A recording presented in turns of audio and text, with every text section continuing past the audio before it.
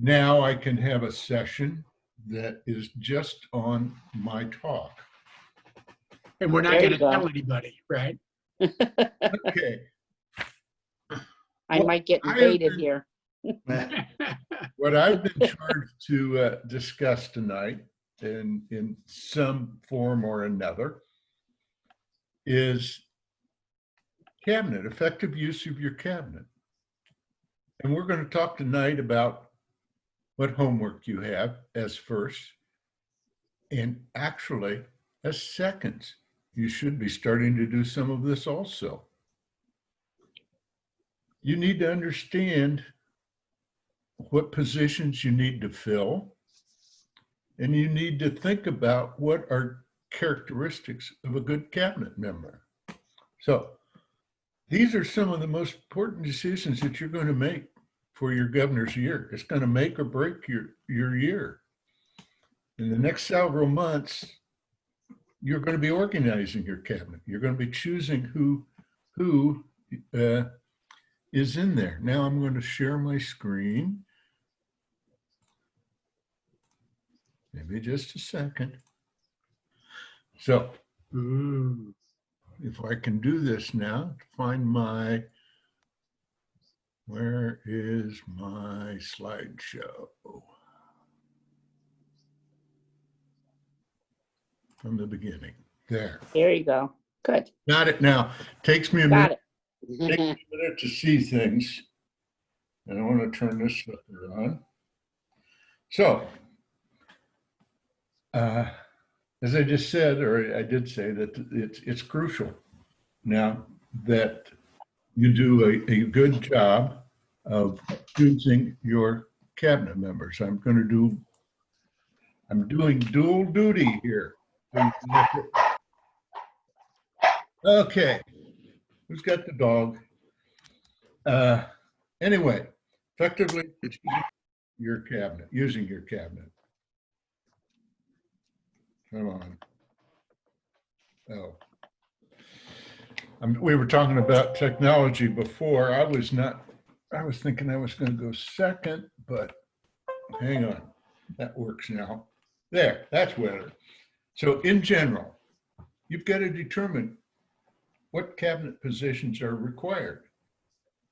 You know, one of the ways you can do this, several ways you can do it. And I suggest that you go out and look at the LCI template for a district cabinet structure.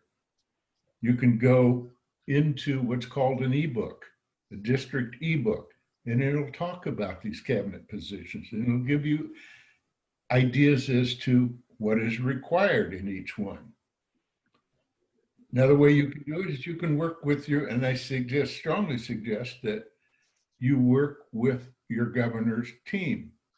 If you're the first, work with your district governor, work with your second district governors, determine what cabinet positions are going to be needed.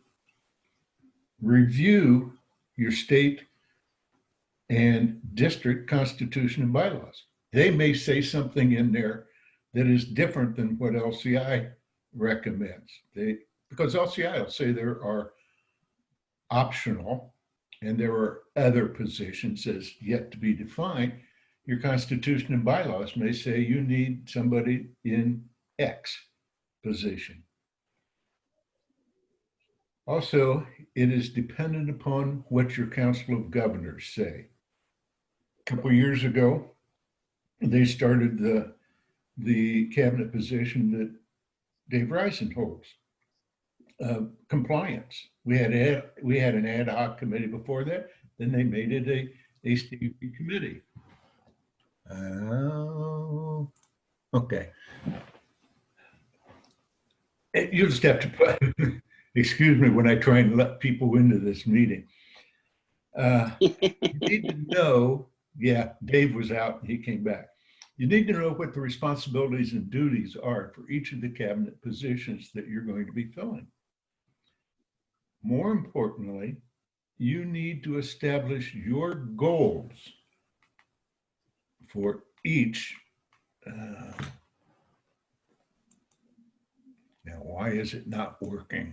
There, new responsibility. you need to establish the responsibilities and the duties for each. You also need to make sure that you document these.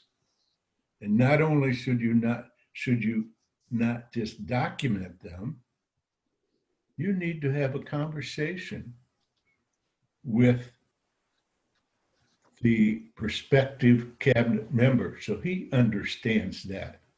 So you establish and document your goals. You know what the duties are for each of the positions.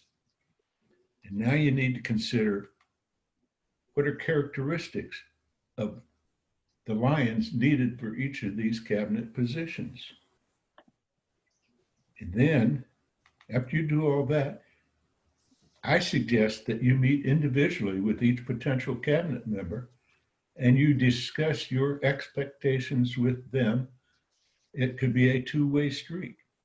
And they could say, these would be my expectations of how I would handle it. You need to come to an agreement. You need to document that. You need to give them a copy, a written copy of their duties and their responsibilities and your goals. Anytime you have anything that you want to jump in with, I run a very informal kind of a class. I don't know all the answers, but Ben, sorry. Ben, Yes, Barry. it sounds to me like what you're really talking about are job descriptions. So that they know what you want, you know what you want, and you can express to the people who are going to be doing the job. So it's no surprise to them. That's correct. Okay. That is actually correct. Yeah. And the other thing you need to realize is that the people that are currently holding this position today don't necessarily have to be the same people holding the position tomorrow. In other words, during my year, I could have had Sam in there. And then the next year, it could have been Judy in that position. So it doesn't matter. Nothing is sacred. You don't get these positions for life. Well, some of you do. And remember, all positions are filled annually unless it's an elected position. Now, there are certain elected positions, and we'll talk about these, at least we will mention them to you, but in just a minute. Hey, Ben, Yeah, could I add, you don't have to reinvent the wheel. These job descriptions are already out there, in the LCI materials. So, you can, you can modify them or fine tune them for your situation, but it's not as big a task as it sounds. no.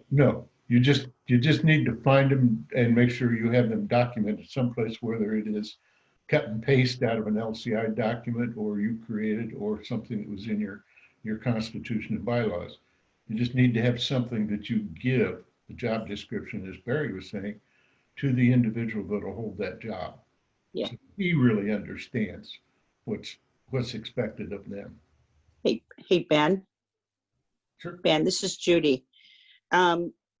Some of those positions can be used as stepping stones for future leaders. And I don't think overall that we as a group use them effectively for that. So it's something to consider, something that doesn't has someone who's new to cabinet. Not to say that they're not all important, but there's some of those positions that don't demand as much time and energy would be good places to put that new person, with a lot of stroking and hope that maybe the fire comes on underneath them. They'd want to go into something more difficult. There's basically a slide coming up saying a similar things, just a couple little snippets of words, but you're absolutely right. Listen to others as to who they might suggest is a good match for this position. But remember, the choice is yours as governor. if you want that person, if you feel comfortable working with that person, which you have to do. There you go. It's open to all, not just past district governors. Like you say, it is a learning tool. It is a growth tool for future leaders. Get them involved, get them operating in a committee environment. Let them mature.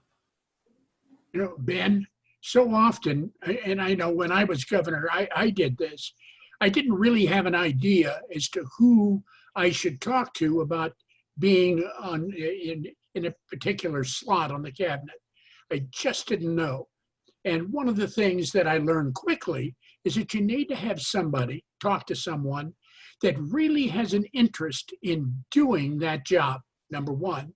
Number two, perhaps has some experience in it. They've done it before. They know what's going on. Again, it's sort of going back to hiring somebody for a job. Yep. And, you know, if they understand what's going on, it makes your job a lot easier, an awful lot easier. I'll come back to you because I got a blank spot in the presentation here where I'm going to ask that question of people. But going forward, you got to be comfortable with your choices. If you're not, you know, then don't put that person in that position. Oops, wrong button. What do you do now if halfway, a quarter of the way through the year, you find out your expectations of what you believe that cabinet member should be doing are not being met? What do you do? It's an open question. Talk to them. Counsel them? Talk to them. Talk Tell them what your expectations are and that they're falling a little short. Yeah. And see if they maybe have time constraints, if there's some reason that they're not able to give the time maybe to that position. Yeah. Find out what their concerns are, you know, why they're falling short. Now that you've had that conversation, that counseling session with them, nothing happens. It doesn't change. Now what do? These are hard decisions that you have to make. I'd say if there's no change, In the outside world, look around for a replacement. yep, in the outside world, it's called fire them. Mhm. Do not hesitate. It won't get better. And your year will go along and nothing will happen. Replace Right. them immediately. After you've counseled them, yes. Mhm. Now, what kind of personal qualities do good cabinet members have? Barry started alluding to some of them. Hearing none from anybody? Well, again, I mean, it really helps a lot if the person you're talking to has an interest in the topic. Yeah. I mean, he has to. I mean, if he's going into it with, well, maybe I'll do it, and I'll do it only because you can't get anybody else to do it. That's a real sin, and I think we've all done that. Well, we're going to pick Bob again because I needed somebody for that slot. Well, But you want someone who really knows what they're doing and can add value to the entire district. Truly, I mean, it really works out well on that. You know, they need to know how much time is going to be spent. When I first became a zone chairman, I was told that as far as time, I wasn't going to spend any because I didn't have to go to any meetings. Wow. You know, that's a wrong thing to say. no. Hang on. Oh, is that Ben is running I low? moved the laptop earlier. Oh, okay. Somewhat All right. unplugged the Plug it in. my battery was running down, notice. The extra Mine power. too. We were all going nuts trying to figure out who it meant, Yeah. you know? Well, anyway, here's some of the things that you should consider and some of the things that make good cabinet members. What you were talking about, Barry, is happening in my own household here. Kathy got a job. There was Yeah. no handoff. She didn't really realize what she was doing, so she did a poor job. Wasn't that she didn't want to do it, she just didn't realize what she was supposed to be doing and what all of the requirements of the job were. Tell the people, have up front, make sure they know what is expected of them. They have to be committed. They have to want to do this. They have to realize that maybe the goals aren't exactly what they want, and they have to realize that you got to meet your governor's goals and you got to prioritize them over your own at times. Got to follow through on your responsibilities. If you made a commitment to go someplace and you zone training or any of these training sessions, if you made a commitment to do them, follow through, make sure that you do it. Mhm. It only helps you. Now, we talked about the LCI structure. Actually, I'm going to blank this out right now because there are really two very important cabinet positions that you need to spend time and think about. So, I think the two most important ones out there, two or three, your CST, your CS, or your CT, depending on which form of structure your district has, whether they combine those two with one person or they have two separate people. Those are really important positions. And you need to make sure that the person that you are picking to fill that position makes a commitment to attend the CST training. I don't care if they've been a CST 5 years ago. Things change. People say, oh, I did that before. I know, I went to the class before. It changes, folks. The requirements change. Just like we see now with the compliance, wasn't there 5 years ago. It's there today. You need to go to the class and learn about things. A convention chair. Your convention is a time for you to shine. It's a time for you to recognize people. And it's most importantly, it's a time for people to have fun. So that's an important position to get filled, is a convention chair. Zone chairs, I can't count because I said two. So I've already got the three topics. You got to, whoever you pick to be a zone chair needs to make the commitment to go to zone training, and we need to have those. And you strongly suggest that you meet with all as a group and go over your goals, as you do with any cabinet position. Make sure the zone chairs understand what is being expected of them. Now, there's a structure that I found out on the lionsclubs.org website.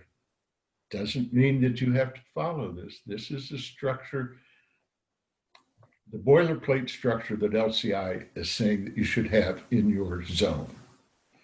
Immediate past district governor is a cabinet position, the cabinet secretary treasurer or secretary treasurer, whatever. Region chairperson, zone chairpersons, you have the regions, and the first and second governors. And the governor has reporting, as they all do, also up through him, a global action team. So you're going to have three others. You're going to have the GLT, as in our case is Barry. You're going to have a global membership team. That's Charlie Newland, at least at these are at the state level.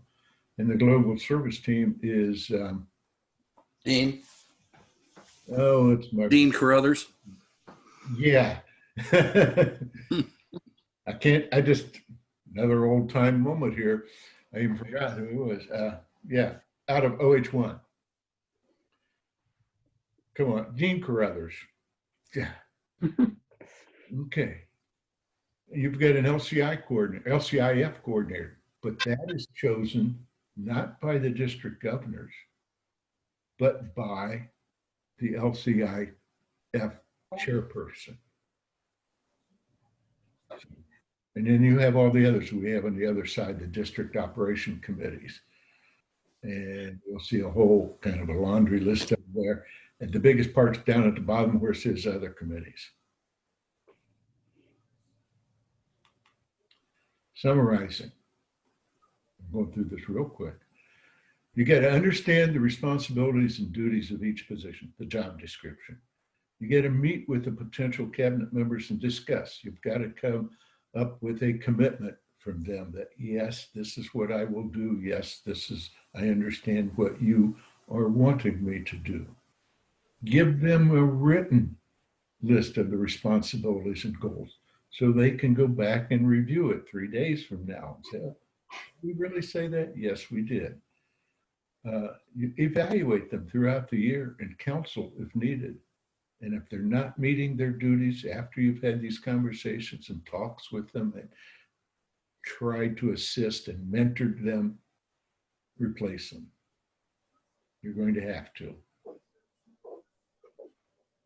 Okay. Now, even though you've seen goals before, remember these when you're talking to people. Superficial goals lead to superficial results. Be specific, be smart. I'm not going into that. As a committee or a cabinet, we would accomplish more if we behaved as if the district governor's goals were as important to us as personal goals. And critical to a cabinet's success is a clear understanding of what the district governor wants, what your job description is, what you're expected to do. Remember, a cabinet committee chair without a purpose will never know when he has achieved it. You got to know what it is.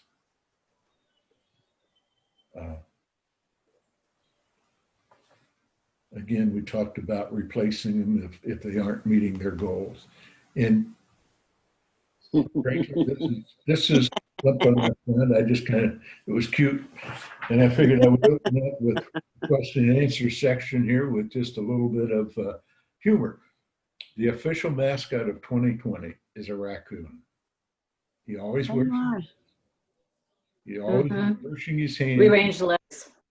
And if you look at the letters in raccoon and rearrange them, it does It's Corona. Corona. So Oh, yeah. Cool. anyway, No. any questions and or comments or helpful suggestions? I just have one. Okay, I'm going to turn this and share it. There. Yeah, zone chairs. Finding zone chairs, I think it's really important that the zone chair tries to find his or her own assistant because they work together a lot. And if you have a couple of people that don't get along real well, it might be kind of rocky. So a lot of times a district governor may not realize who gets along and might put a couple people together that really shouldn't be paired together. So kind of put the responsibility on the zone chair. Who would you like to work with next year? I know I had to find my own assistant back in the day, but it just seems to work better if you let the person do that. Well, that's the point is when you talk to people up front about who would you think would make a good fit for this position. Talk to your seconds, talk to your governors, seek counsel from others within the district. Yeah. That's really good, Sue. That is really good. When you said that you picked your own, Yes. was that tough to do? How did you actually go about doing that? I actually asked a couple of people before somebody wanted to work with me. Okay. Did you charge them or what? I just tried to be nice. You know, and to supplement what Sue said there, I think a lot of districts don't have assistant zone chairs, That's true. and that More are helps. getting them, I think. Pardon me? Dave, don't you think more of them are adding that? I think they are, but I think it works really well. it goes along with the idea of you're working to replace yourself. That's part of your job as a leader.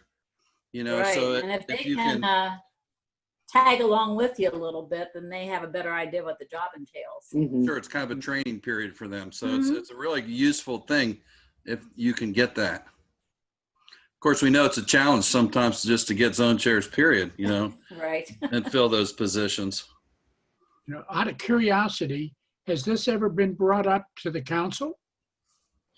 I don't think I've ever heard that. Not Has that I'm anybody aware of. talked to the council saying we should have slots in there for an assistant zone uh, manager? I mean, it just makes a ton of sense. And Mhm. it's a big job. It can be real time consuming and confusing.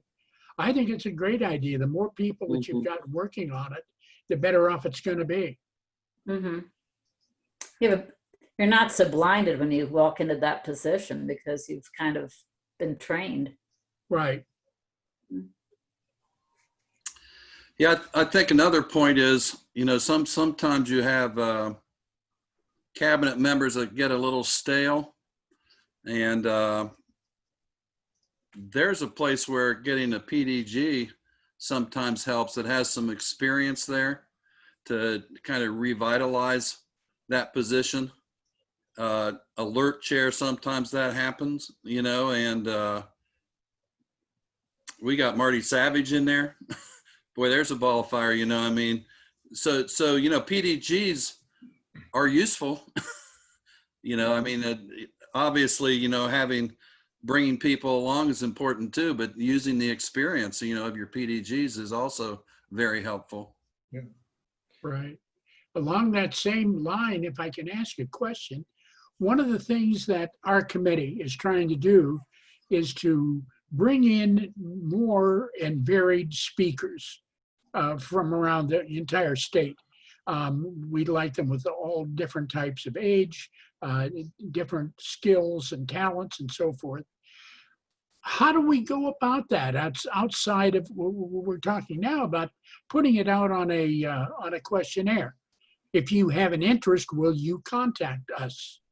Any thoughts about that? Because it's sort of the same thing when it gets down to it. Well, I think you could kind of tailor the cards that we use to pass out about future leaders. You could add a question like that. You know, what subject areas are you familiar with that you feel comfortable talking about? That could be an additional question. Sue, do on you that still kind of have those cards? Oh, I think I probably can scare up a couple of them. I don't know what's I happened do to all have those. They were good. I could email you one, Yeah, that'd be great. scan you one, and email it. But I could see that maybe being an additional question on that kind of a card. Sure. So does anybody else have any other comments on effectively using your cabinet? You know, get them engaged, hold them to their responsibilities, have them come and turn in reports. And I think there's some other districts out there, ours doesn't yet, but you know, cabinet meetings are typically only quarterly. Some districts have mini cabinet meetings monthly, where they maybe bring in, this month we'll bring in the zone chairs. Next month we'll bring in X, Y, and Z. Get the cabinet members working as a cohesive team and talking to themselves. Do some team building exercises with them so that it's just not, I'm out there doing one thing and Barry's out there doing something else. And we got to operate as a team these days. That's all I had, Barry. If you want to go ahead and. I think it's been really worthwhile. And I frankly, I like the idea of a conversation, a discussion, instead of just a speaker, as so often we do. And in listening to what you were saying, Ben, I mean, there are so many tie-ins with Dave Risen's talk coming up on goals. I mean, they sort of go hand in hand. And I think it was a good combination having both of those. You know, if I would guess that if anybody has any questions, give Ben a call. You'd be happy to take that call, wouldn't you, Ben? Mhm. At 3 a.m. is what he likes. Cookies. Cookies. I like chocolate chip cookies. Cookies. That'll work. That'll Right. work. Yes, if you do, I was going to make a slide and I didn't, but if you want to write it down, my email is the letter J, my last name, COSGRAY @gmail.com. And my cell, which I carry with me most of the time, is 614-595-6216. Call me on anything. Dave called today and asked me a bunch of questions. I gave him some valid answers and some not so valid answers probably, but no, I'll do my best to answer your question. I'll put it that way. And if I can't answer it, I'll do my best to find an answer for you. I came out of environment at work where if you were asked a question or if a problem was brought to you, you then owned that until it was resolved. You don't say, oh, call Barry on that. You're the contact. If you can't get the answer, need something, you can call Barry and find it out and get back with the person, but you owned it and you saw that it was fulfilled. The response was there that was needed. Yeah. Ben, thank you very much. We appreciate it. Okay. And now we're going to bring on